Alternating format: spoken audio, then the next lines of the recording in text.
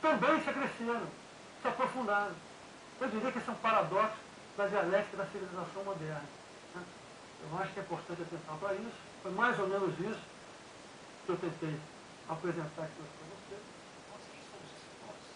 E se aí a gente problematiza esse nós, a gente tem, na verdade, não uma globalização, mas uma globalização assim, entendida nesse sentido mais universal, não foi até o tema da exposição em si, mas a questão seria que tipo de globalização que você está tendo nesse momento. Ou seja, você tem uma globalização restrita. E aí esse nós somos mais livres do que nunca poderia ficar complicado, porque não somos nós. Alguns são mais livres do que nunca. No outro, você tem um outro lado da moeda, uma contraface aí que te diz que você está cada vez mais sendo expulso. Ou seja, nessa passagem da segunda para a terceira fase, houve uma cristalização e até um acirramento dessa desigualdade, ou seja, de nós, ou seja, uma quebra desse elemento aí, nós somos mais livres. Eu acho. Eu concordo com o teu argumento, mas não no resultado dele. Porque eu acho que essas coisas não são excludentes, elas são contraditórias, sim, mas elas não são excludentes. Até porque a vida é multidimensional, não é isso? A vida tem muitas facetas. Né? Se você pensar no homem que trabalhava na mina inglesa há 150 anos atrás, e os filhos dele, numa sociedade que pode ser até mais desigual hoje do que era no século XIX, quem é mais livre? Ou se você pensar no trabalhador inglês antes da Segunda Guerra Mundial, onde as restrições da religião, do nacionalismo, do estilo de vida, da educação formal, da maneira como ele era conduzida, implicavam numa identidade em relação à qual as escolhas eram muito restritas. Esse camarada era mais livre, ou os filhos dele hoje são mais livres? Agora, em outras dimensões, não. Em outras dimensões, ele pode estar menos livre, porque ele está desempregado, ele está vivendo desemprego estrutural. Há tensões, há soluções, mas mesmo vivendo desemprego estrutural, ele tem que tomar certas decisões. Ele vai ser um squatter, ele vai invadir um prédio, ou ele vai tentar alguma outra solução. Se pegar o Brasil, vamos pegar o exemplo do Brasil. O Brasil, até os anos 70, era um país fundamentalmente, não fundamentalmente agrário não, mas boa parcela da população vivia no campo, subordinada a formas de dominação pessoal. Era o dono da terra que mandava. Relações de compadrio, arrendamento, meação, e vai por aí. Mas os caras mandavam. Você não ia embora da terra dele a hora que quisesse, não fazia o que quisesse ali. Tinha todo tipo de relação que era extremamente hierarquizado do ponto de vista pessoal. Não hierarquizado do ponto de vista pessoal como a gente tem hoje a relação no mercado capitalista. O tal do mandonismo local é muito forte no Brasil. O Brasil hoje é o quê? Mais de 70% urbano. A questão agrária no Brasil hoje é uma questão do ponto de vista da terra, propriamente dita, do ponto de vista das relações de trabalho, é uma questão resolvida. Não tem uma questão propriamente agrária no Brasil, como não tem na América Latina em geral. Uma parcela de trabalhadores no campo é pequena, que a maioria deles é assalariada, mas uma questão camponesa no Brasil não existe. As pessoas não são trabalhadores assalariados, rurais ou estão nas cidades. Podem estar muito pobres. Mas elas são mais livres hoje? Ou eram mais livres não? Por que o Brasil é um país tão violento hoje? Talvez porque as pessoas sejam mais livres. Os pobres no Brasil eram muito controlados, muito bem controlados até 20, 30 anos atrás. Pelo dono da terra ou pela polícia na cidade. Você tinha o controle das populações urbanas muito cerrado. Pois quem controla os pobres no Brasil? Ninguém. Ninguém controla, mais ninguém nesse país. Nem a polícia, nem o senhor de terra, nem ninguém. Numa sociedade violenta, onde o consumismo é o que vale, onde o que dinheiro é o que manda, e de uma tradição de brutal violência, quem controla essas pessoas? Elas são livres, inclusive, para matar os outros. É uma forma de liberdade selvagem, Mas ela está lá. Mas não é só essa, não. Há outras formas católico, absolutamente católico. Ou então você tinha uma religião afro-brasileira que estava ali meio na margem, aquela coisa assim meio disfarçada, né? Ou pelo sincretismo. Hoje você adota a religião que lhe der na telha. Hoje você pega o censo religioso, você está sempre na Folha de São Paulo, né? Pululam religiões no Brasil. Em cada esquina aparece uma nova igreja evangélica, porque alguém resolveu que ia ser pastor, que aquela igreja não lhe serve mais, ele muda, vai para o outro canto. Ou então ele funda uma religião esotérica. Brasília, então, tem religião, uma coisa que todo dia aparece uma nova, né? O outro lado, não tem a do disco voador? Acha que bota umas cadeiras lá, senta lá e viaja de disco voador para os caras que fundaram aquela religião. A gente pode achar bizarro, mas as pessoas constroem a sua identidade, fazem laços sociais, constroem a sua família e tornam esse tipo de opção. Onde você vai viver, onde você vai trabalhar, hoje é uma escolha das pessoas. Ninguém obriga ninguém a morar mais em lugar nenhum, a trabalhar em lugar nenhum. Isso o mercado capitalista trouxe.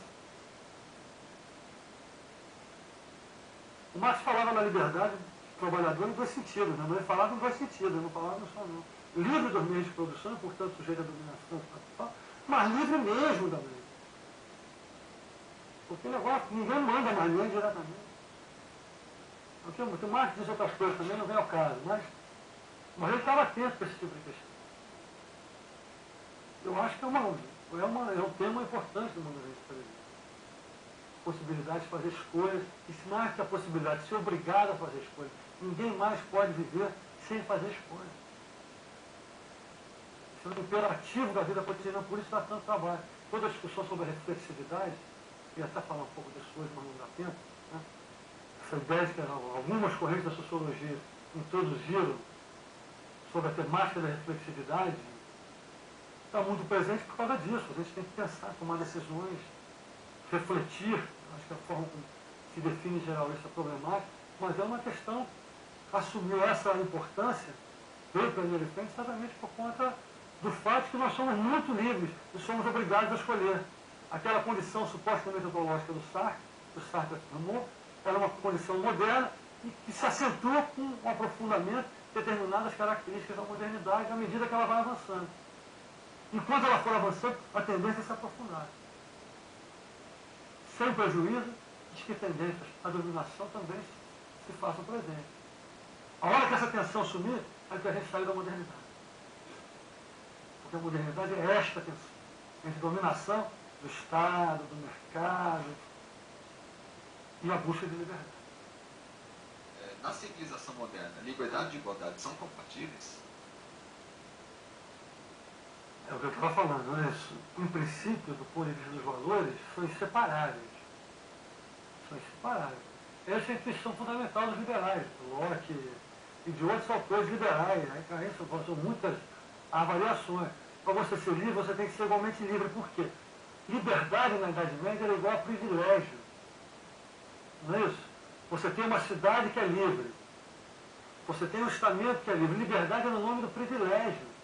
Os outros não eram livres, eles eram dominados, porque subordinados à regra é a forma de dominação pessoal. Uma cidade livre quer dizer o quê? O rei e os nobres não podem, não ter poder sobre ela. Ela tem um privilégio em relação à regra da sociedade.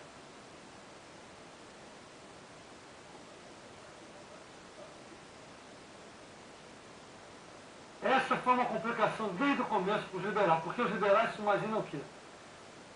Somos todos iguais, porque nascemos de estado de natureza. Como estado de natureza, nós fazemos um pacto para garantir a nossa liberdade, e na liberdade que é nossa no estado de natureza, não é isso?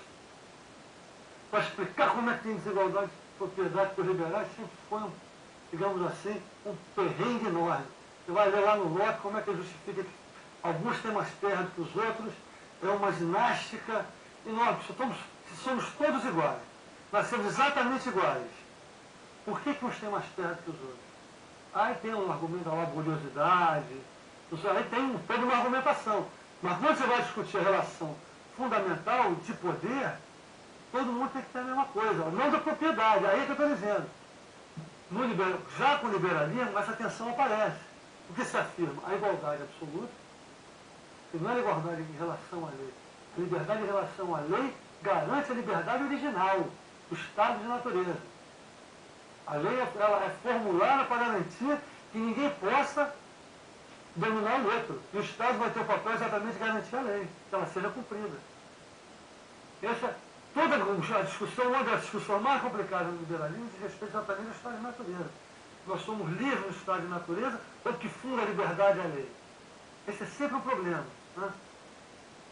E se, independentemente disso, o que significa ser livre? Porque ser livre é ser igual.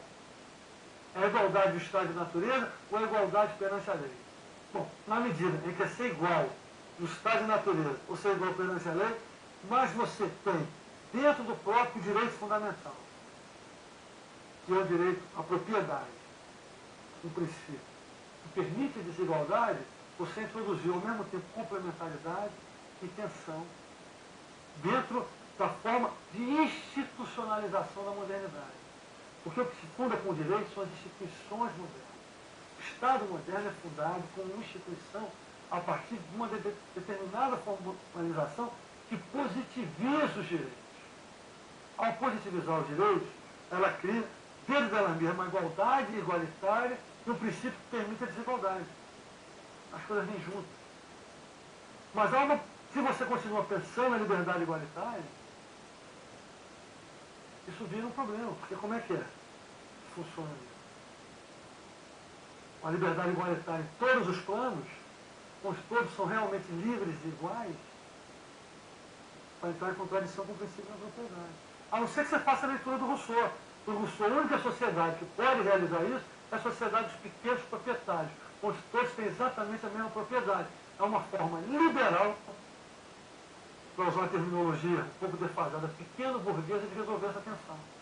Todos têm direito à propriedade, mas todos têm a mesma propriedade, para que ninguém tenha mais poder do que o outro. Porque na hora que alguém tiver mais propriedade, o poder dentro da sociedade está desbalanceado. Essa é uma tensão que não tem jeito da modernidade, ela não vai embora.